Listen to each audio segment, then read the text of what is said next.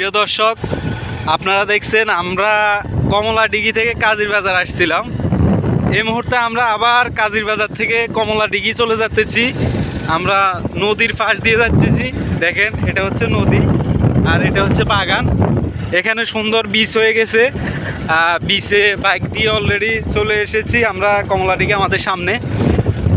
এখন এই বীজটা হয়ে যাওয়ার কারণে কাজীর বাজার থেকে কমলাডিঘি সহজেই যাওয়া যায়, আবার কমলাডিঘি থেকে কাজীর বাজারে সহজেই আসা যায়।